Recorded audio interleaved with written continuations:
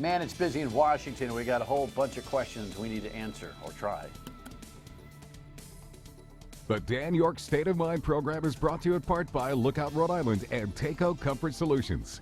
You're going to catch me cleaning my glasses because I'm telling you, it's a nonstop battle here. Anyway, you can't take me anywhere. Glad to have you aboard. Thanks very much. We've got a cool guest today from the Watson Institute and Brown University. And you say, how many of those people have you had on this show? Enough and not too many. In other words, they're terrific over there. I think a lot of you have this predisposition about the thinking process at Brown University. The Watson Institute is full of terrific, high-level international and national thinkers. And we have another one here this evening, Professor Mark Blyth, who tells me if I call him Professor, the cops are coming or something. He'll explain that. Great to have you aboard. Let's just skip through a couple of things here. And we're not even going to go to the rundown per se. Just wanted to touch base on one or two things. New news here in Rhode Island this evening is that Joe Trillo, the longtime state representative from Warwick, the Republican, has decided that he's going to, later this month, have a formal announcement about his possible intention to run for governor. There's our friend Joe. And so he's going to have, in a couple of weeks, a get-together with everybody to talk about his possible interest in running for governor. I guess that's some kind of a slow play. I think Joe is still tentative, but has an urge and a real itch to scratch when it comes to this whole thing. My guess is that if he goes, and likely that he will, he'll run as an independent. And that will cause all sorts of turbulence because he'll end up leaving the Republican Party, but it's kind of a freeway to the general election, right? And if he has a chance to win this thing, it would be one-on-one with the Democratic winner, who is likely to be the incumbent Gina Raimondo, but you never know, right? So we'll pay close attention to that, as already the 2018 season is heating up, at least on a low simmer.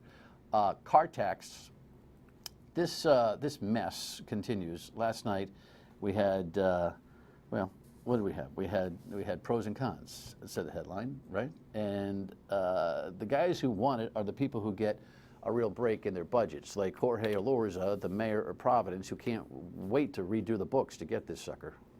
I've asked my finance department to delay sending car tax bills for a few weeks, if necessary, so we can limit the need for credits or refunds. All right, two things on his take, right? Providence has such a high rate at $60 per $1,000 of value that this already begins to give people in Providence a break. There are other communities like mine in Cumberland where it's very little break for quite a lot of time, which just speaks to the notion that we have complete reform still wantingly missing in this whole effort by the Speaker. Remember, this whole thing was born of a close race in District 15. Funny how those things happen. Now, look, I'm not against a car tax reduction. The point of the matter is that the way it's going to go on here and executed seems to be kind of messy, inefficient, but perhaps you have that point of view that you don't want to look the gift horse in the mouth. In the meantime, you notice that he was talking about, holding on the books, because there are a lot of communities that are already issued their car tax bills, and the folks from the League of Cities and Towns, are kind of worried about that. There are communities that are putting their budgets together, they're getting ready to put out their tax bills, so it's very difficult for them to adapt to these new changes while the process is already ongoing. That is the new executive director of the League of Cities and Towns, and Brian Daniels, will be our guest, I believe, on the Monday program coming up next week. So stay tuned on this. I mean, this is a done deal in the House. I'm not sure whether the Senate's completely playing ball, but we'll see. All right, let's move on to conversations from Washington and introduce my guest in just a moment here. All right, so we got a new FBI director, and this guy used to work for Comey, which is kind of interesting. He also defended Christie in Bridgegate, and Chris Christie, I guess, had a lot to do with this. Let's listen in for the network. President Trump took to Twitter this morning saying, "I will be nominating Christopher A. Wray, a man of impeccable credentials, to be the new director of the FBI. Wray is a former assistant attorney general, and he worked for President George W. Bush. Most recently, he represented New Jersey Governor Chris Christie during the Bridgegate scandal. Democratic Senator Mark Warner questions the timing of the announcement. Clearly, this is an effort by the president to try to distract attention from our hearings today and our hearings tomorrow." Well, why not? I mean, duh. But I think by tomorrow, no one's going to know Wray. If you paid them, it'll be Comey. Headlines here.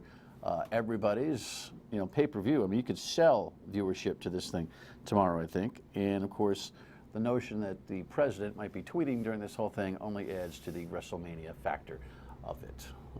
Here's what my guest has written recently. I'm going to bring him in here, but let's sell a book while we're getting a chance. Austerity.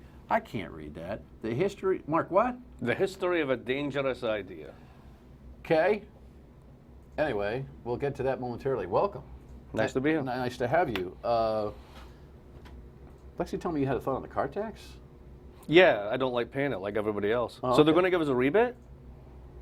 Well, where are you? Live in Providence? Yeah. Yeah. I love it. I love rebates. Rebates are good, right? Rebates are good. Yeah. Okay. What if your property taxes go up? Yeah, it's all swings and roundabouts, isn't it? But then again, I'm a renter. You're a renter. Yeah. Ah, you see? You see? They don't grow them dumb in Scotland. That's for Absolutely sure. not. All right. No. All There's right. no £5 notes lying on the ground where I grew up, I'll tell you that much.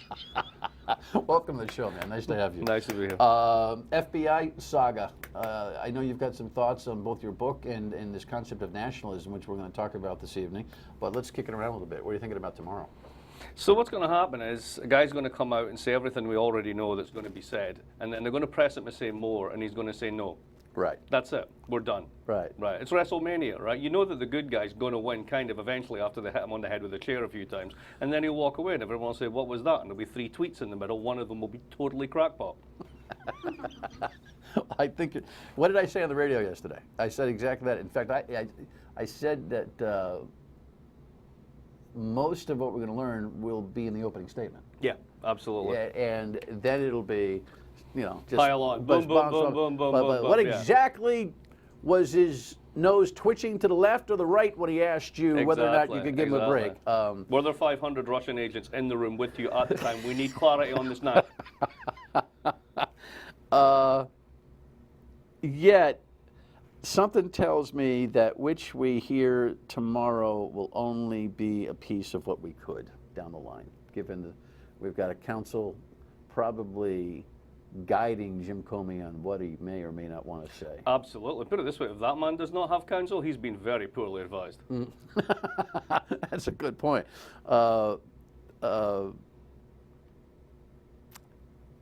you make of this whole thing? So here's a real disappointment for me, because I'm a Democrat, right? Well, you have to be. Anyway. What does that mean? What, to work in well, because work you've around? only got 2 choices, Right. right? I mean, there's nobody else, right? So I was more of a Bernie boy rather than a Hillary person. So I get to the point now where I see Elizabeth Warren does an interview, and she's asked by this guy, what's the big thing for the Democrats in 2017? The Russia thing. So in other words, we're not going to actually formulate policies. No. We're not going to talk about concrete alternatives. We're not going to say what we do like, what we don't like. We're just going to throw mud. That's all we're going to do, because we can't deal with the fact that we didn't lose, that we didn't win. Right. And it's just incredibly disappointing.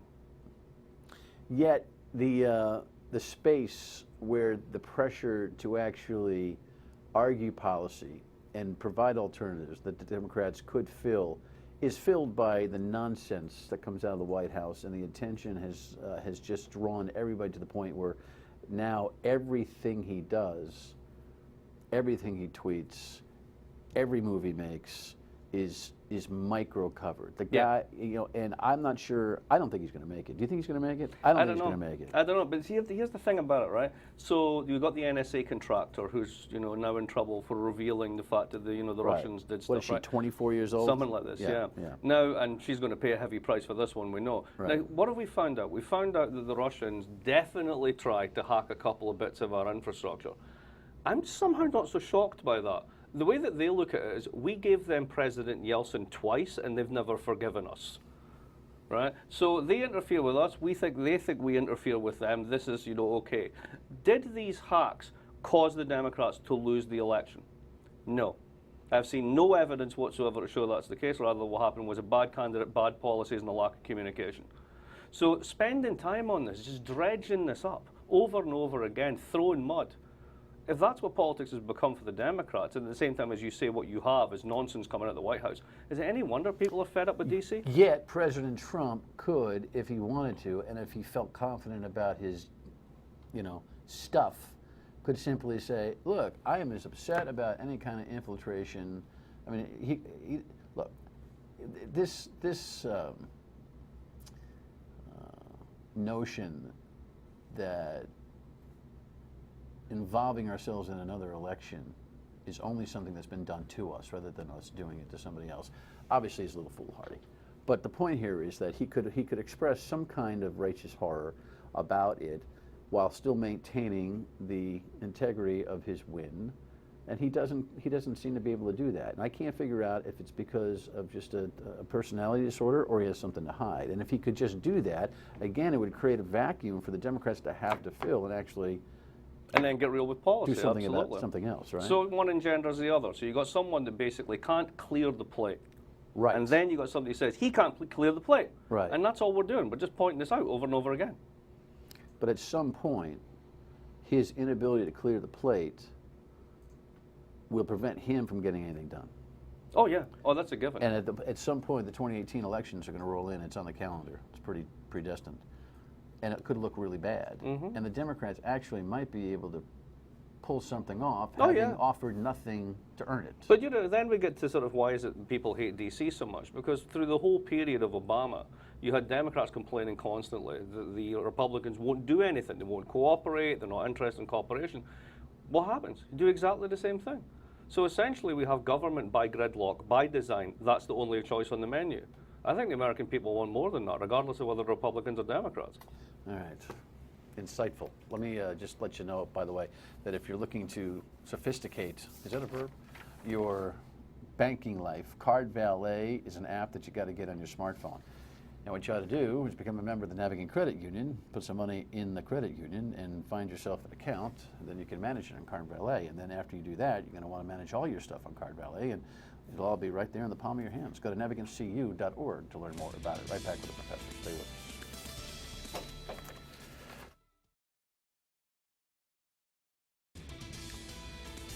All right, welcome back. Professor Mark Blyth is here. He's been at the Watson Institute since 2009, which of course is at Brown University. And you should know that by now if you watch this show. I have to read this though. Under biography. Mark is a political economist whose research focuses upon how uncertainty and randomness impact complex systems, particularly economic systems, and why people continue to believe stupid economic ideas despite buckets of evidence to the contrary. Is that part of your book? Pretty much part of everything, all right? Yeah. Stupidity reigns. Not so much stupidity. The world's really complex. Really, really complex. Insanely complex. So we all use things to simplify it. So depending on your political predilections, you like certain economic ideas and other economic ideas. Some people want to tax and redistribute. Some people want to cut taxes to do growth. There's very little evidence that these things work in the way that we think they do.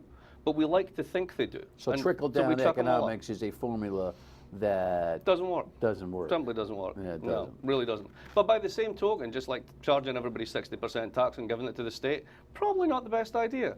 It's hard. Getting the balance right, tough stuff. So your experience from the homeland in Scotland versus here, where taxes tend to be a little high back home, correct? They do, but I mean, you think about it here, right? So my effective rate is about 31%, and then you add state onto that, and then you add all the local bits and bobs. Right. Then you add your sales tax onto it. Honestly, you're actually pretty much taxed the same way. I just wonder, where are my Swedish quality public goods? They're not there. So where's all the money going? That's my question. Yeah, we're getting screwed here. Somebody is. Headline going back to Washington here for a second. Sessions offered to resign before Trump's trip abroad. You know, I'm going to skip the package. We're going to run a whole big to-do on this, but I think most people have kind of followed this. What do you think about that? I don't know what to think. I'm not on the inside of the castle. I like to think of it as the bouncy castle where both ideas and people just go flying around from day to day and you don't know where they're going to end up. It's a bit chaotic, to say the least. It's interesting. To me, the interesting guy at the start of all this, everyone was fascinated by, was Bannon. So Bannon's the ideas guy, right? He's the guy who's going to come in, he's the neo-nationalist, all this sort of stuff.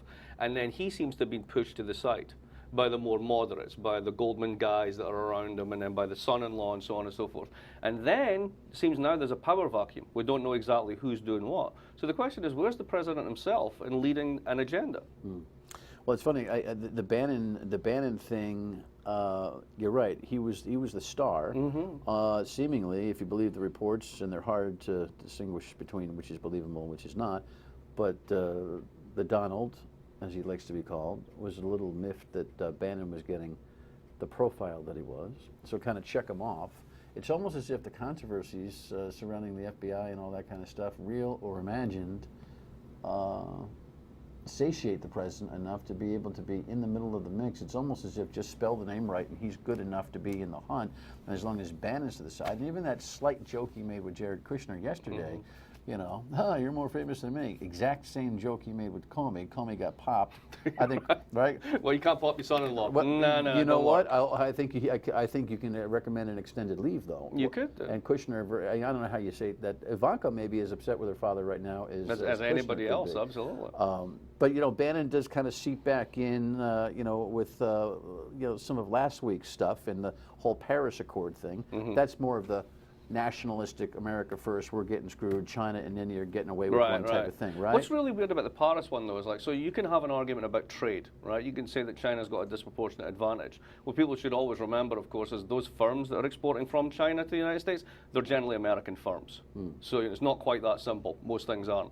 But anyway, you can have an argument about this, whatever. That's bilateral. The weird thing about climate change, right? If you accept that it's going on, card-carrying member, I think it's going on, being a nationalist doesn't make any difference. 25 years from now, half of Miami Beach is still going to be underwater.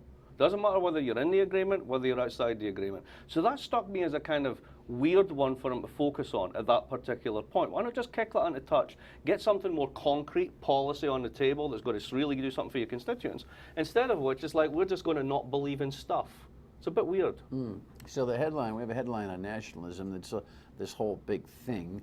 I don't think most of America polled knows what the concept is. Yeah, and it means many different things in different places, absolutely. Explain. So nationalism traditionally is some kind of belief that there's a particular community that needs a homeland or a state of their own as opposed to somebody else. Well, we already have that. And the unique and wonderful thing about the United States is the fact that it's a homeland for people from all over the world to come and make yourself anew. That's what the whole thing is. So America's never really had a nationalism in the way that Germans have had nationalism, Japanese have had nationalism. It's been very different. But what we've been as the global superpower for 60 years is the one who sets the rules. It's the one who sets up the international agreements. It's the one who basically runs the system. And there are costs as well as benefits for doing that. And what Trump and his folks have clued into is the fact that those benefits are not exactly evenly distributed. That there are people all over the world, for example, 1.2 billion people in Asia out of poverty because of globalization, but at the same time, what's happened to the heartland of the United States with deindustrialization. So that nationalism, that economic nationalism, which Bannon particularly subscribes to, it's not an ethnic nationalism particularly. For some people it is, but the main strand of it is economic, is America first.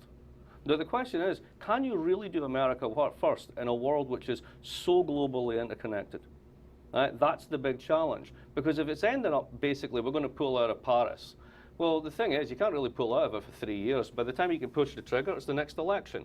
The world's more complex. Although he's shutting down payments, and he's effectively suggesting that he can pull out yesterday. One of the things that the president doesn't do much is read about that which he's trying to accomplish, seems to me. But I think it's a fascinating conversation. We'll come back and talk about this a little bit more. Why can't America be first and lead at the same time, and just shut up about it? We'll be right back.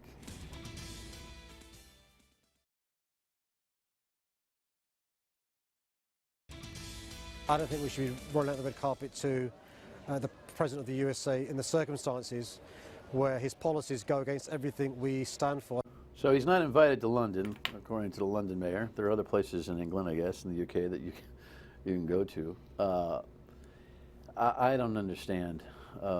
We'll go back to this nationalism thing in just a second, but this notion that the president wanted to tweet and beat up on the London mayor when he's dealing with a terrorist attack doesn't seem to me to be in anybody's best interest, do you?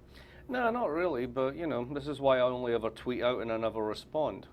Right? I mean, if you want to say something, but then just walk away. Don't get involved in a slinging match, particularly with someone who's several divisions below you. You're the President of the United States. You occupy the most respected and most powerful office in the world. Stop doing this. It's kind of embarrassing. Nobody seems to be able to make that point. I know. It's very weird. Just take it away. Just like take away the phone. Right, it's done. Nobody, here's your pen, right? Nobody seems to be able to take it away. It is amazing. I know. You know, you think that this whole high-level thing going on inside the Oval Office, and very well, it just may be that he just says, "You're not taking my phone away." He's the president. It's That's it. I can And take your Kellyanne pen Con- away. I'm yeah, not sure I could take his pen away. I'll probably get shot first. Kellyanne Conway suggests that the tweeting, is a fascination and obsession by the mass media, mainstream media. Yesterday, Sean Spicer suggests that it is an official commentary from the president. Those poor people don't know whether they're coming or going. Well, think about the innovation in this, though. It's kind of amazing, right? So you had the campaign, and what he did was brilliant. He just, I'm going to bypass all you guys. I don't care. And was he got 55 million followers or something like this, right? I'm just going to batter out all this stuff all the time, and you're just going to go nuts over it. And I'm going to get endless free publicity. Well, absolutely work for the campaign. The question is it working now you're in governance? Because it could be distraction. Look, I tweet, you look over there, I'm doing there. But I'm not really seeing the I'm doing there. I'm just seeing the noise. And I think people have an expectation that he was actually going to turn into something of an executive here, and I will tell you, my phone lines on the radio, I've never been a Trump guy, right? So we've had some real contentious stuff. There's hardly anybody left to argue for him. It's all kind of watching the train wreck, hoping that it corrects itself. But talk to me about this nationalism thing in a way. It seems to me that, a la NATO, a la all that kind of stuff, we can still lead. We can finesse agreements and relationships and put ourselves first, but shoving it down everybody's throat is not necessarily the brand and or the game plan that you want. And also walking away from it. So here's your parallel, Brexit. So let's talk about when the Brits voted out of the European Union, because that's an act of nationalism. I got a minute and a half. Do it. Right, go. So here's the Brits. The Brits have the best deal ever. They're in the EU. They're never going to join the euro, which is crazy, right? They don't have to basically do what the Germans want. They have their own currency, and they've got a good solvent economy. They just voted themselves out of that to negotiate a deal that no matter what they get is going to be worse than where they were. Right. So And then why what were would they you do angry that? about? Taking back control. That was the big phrase. Well, what does that actually mean in a world that's completely integrated, global, et cetera, et cetera? We're not going to turn back technologies. We're not going to isolate ourselves like 19th century countries again. What exactly is the end game here? You've just made yourself worse off. I hope you're happy with it. Is it reversible, Brexit? Very difficult, very difficult. And this is the thing about Paris and all the rest of it. Technology and technological change may ultimately prove to be more important for climate control than any international agreement. But if that's the best agreement you've got, why walk away from it if you're the leader? You get to fight inside the ring. Exactly. I don't know how you say we're leaving, but then we want to knock on your door to renegotiate. Yeah, that's it. It's just like stay there and renegotiate, right? That's the deal. All right. At the end of the day, give me a 20-second prognostication on what the next 30 days is, never mind the next 3 years.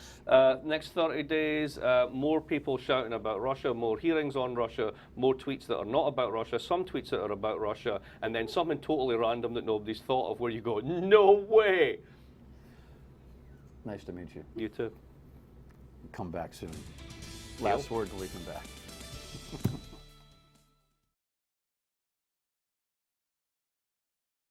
Lots of you will be tuned in to the Jim Comey appearance tomorrow, so clearly we'll have some commentary on that.